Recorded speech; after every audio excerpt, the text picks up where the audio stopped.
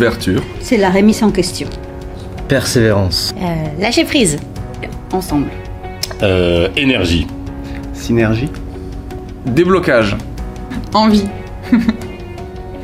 Bonjour, moi c'est Camille. Bonjour, moi c'est Nathalie. Et on va vous raconter l'histoire de 10 entreprises qui ont osé faire autrement.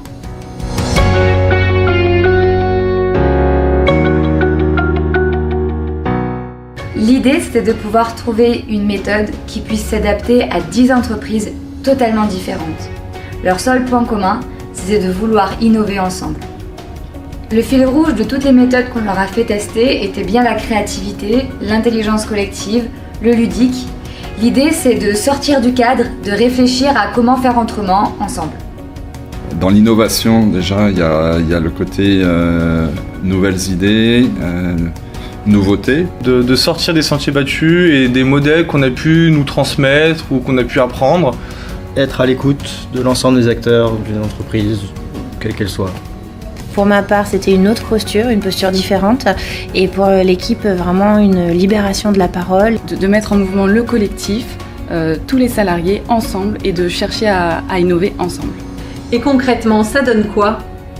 C'est mettre en place des outils qui permettent de faire participer tout le monde, donc d'impliquer tout le monde dans la démarche. Ça nous a permis de faire un World Café. Donc ensuite, il y a eu le forum ouvert. Même les réfractaires, enfin ceux qui étaient réfractaires, ils ont bien participé.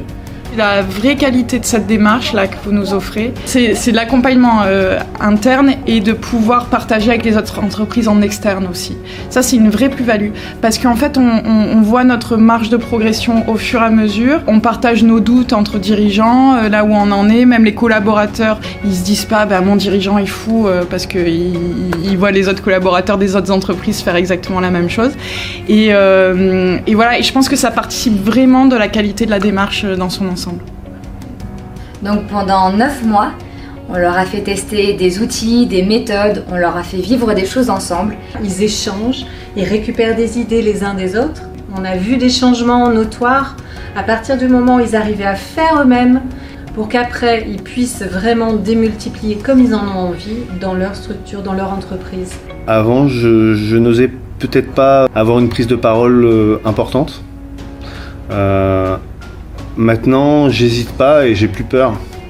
Avant la démarche, je pense qu'il y avait vraiment une double entité avec le dirigeant d'un côté et les collaborateurs et l'entreprise de l'autre. J'aurais tendance à dire que j'ai vu émerger des talents ou des potentiels. C'est une vraie prise de recul, apprendre que j'étais pas seule à devoir tout porter, apprendre à déléguer aussi. Ça a été révélateur, vraiment.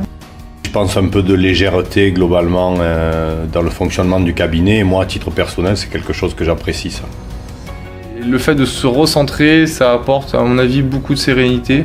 On ne peut pas demander à nos équipes de travailler efficacement dans l'innovation et d'être heureux si nous, on ne l'est pas. Donc le déblocage du dirigeant, à mon avis, c'est un peu la clé de voûte à toute cette démarche.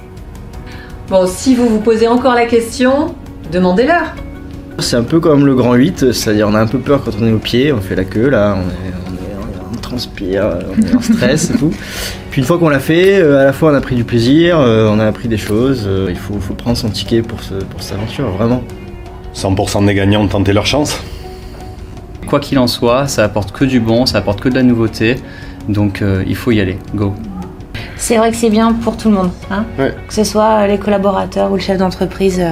Voilà. C'est un investissement, mais qui en vaut vraiment la peine. Il faut oser. Allez-y, parce qu'on n'y perd rien. Laissez-vous aller, laissez-vous porter. Vous êtes bien accompagnés.